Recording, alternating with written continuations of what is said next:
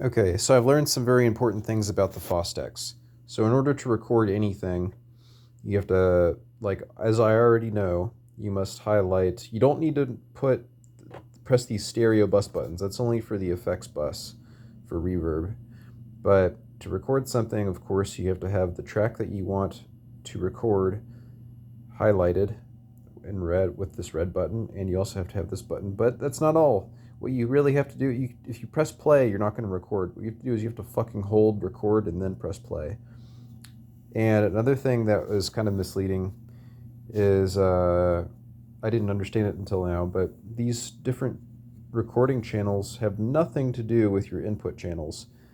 Like this number 1 has nothing to do with input 1. So what that means is if you want to record a synthesizer, you can only use the insert input. It won't work with any of these unbalanced ones. But that's not all bad. It's not all bad because you can fucking assign whichever of these channels you want to record to. So that means you can record one synth layer at a time and structure songs with lots of layers rather than having to bounce every time. And if you do want to bounce, you can bounce to tracks 5/6 or 7/8. And the way to do that to make it work and not fuck up is you have to do it exactly like this. So what you do is if you press this button right here, if you press it once, it'll say bounce tracks 1 through 4 to 5 and 6. If you press it again, it'll say bounce them tracks 1 through 6 rather than 1 through 4 to track 7 and 8. Now, you're not going to bounce shit though. Like if you press this, what you have to do after you press this is it won't let you select any of these other channels to record on. So what you have to do is you have to rewind the song to the fucking beginning and then hold record and then press play. And that way you're recording nothing. You're just recording dead air. But the computer is recording itself. It's recording everything that you've already recorded onto these tracks on to tracks 7/8 or 5/6. That's how you do it. And then after that, you're not done yet. Once you press stop and you're done bouncing them over by recording them over to 7/8, now you click this button right here. And it'll ask you blah blah blah, hold record and press enter to select yes and whatever. And if you've done everything that I just said right, it'll save down to a waveform, which is only 16-bit unfortunately. If you fuck up anywhere, what will happen is it'll say that track 7/8 is empty. That's how you know that you fucked up.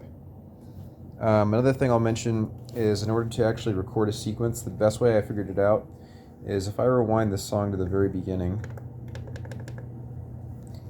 it gives me a count in of -2 bars. So unfortunately, you can't record anything, and the MIDI also doesn't work during this time. That's what sucks.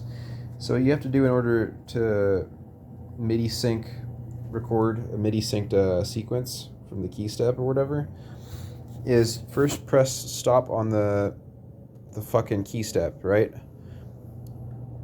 Arm all your shit for recording like you normally would, you know. And then once you hold record and press play and the machine starts recording, you have to wait until it gets to the first bar, not negative bar.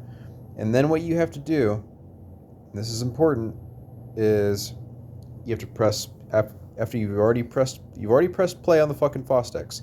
Now you got to press play on the Keystep, but nothing will happen.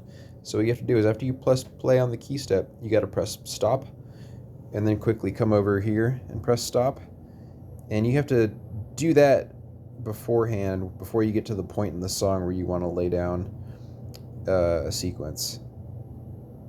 So now that you're stopped on the fucking Fostex, when you press play again, when you're at the point in the song where you're ready to lay down the sequence, it will then allow you to press play over here, because this thing is still stopped, remember, and it will immediately start playing whatever sequence you want.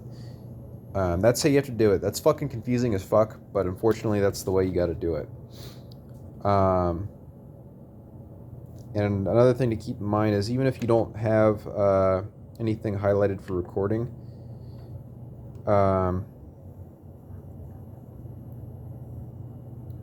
you, hold on a second. Yeah.